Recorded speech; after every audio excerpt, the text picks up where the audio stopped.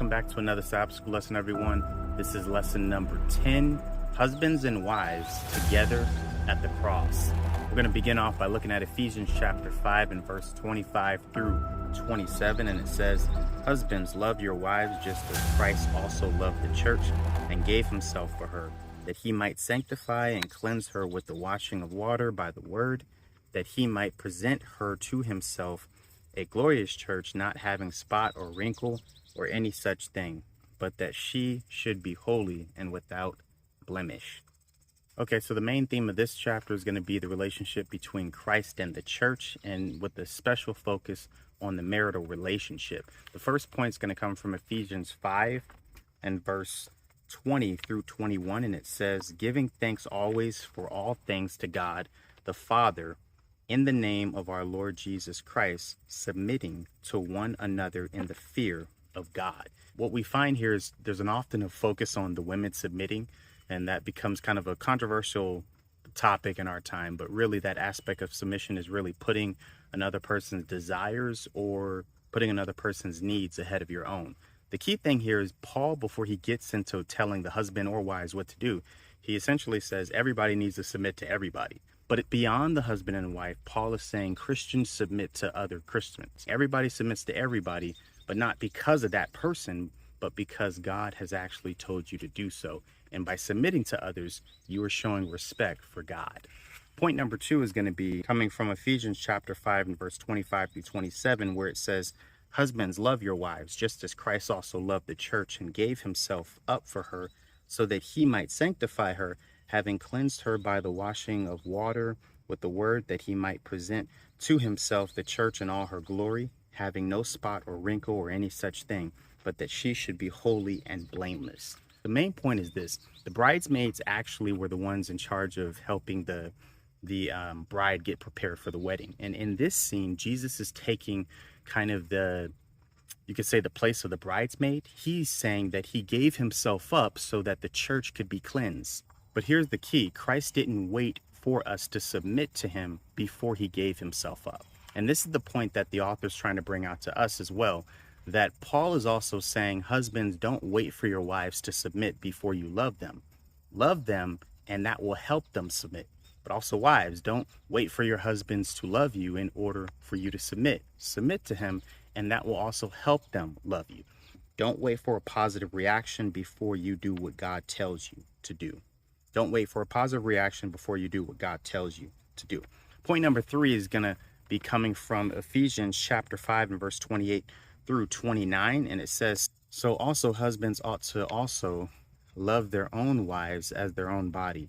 He who loves his own wife loves himself. For no one ever hated his own flesh, but nourishes and cherishes it, just as Christ also does the church.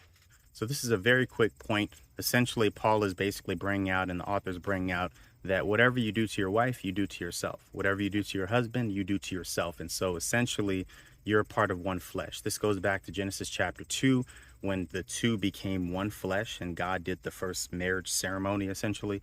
You essentially find Paul drawing on this to say that, hey, whatever you do to others, or whatever you do to your wife, you also did to yourself. Whatever you did to your husband, you did to yourself. So let's summarize real quick. Point number 1 is submit to others in order to honor God. Submit to others to honor God. Point number 2 is don't wait for a positive reaction before you do what God tells you to do. Don't wait for your wife to submit in order for you to love her, and don't wait for your husband to love you in order to submit. Point 3 is anything you do to your wife or husband, you do to yourself. Now, let's move on to the profound meditation.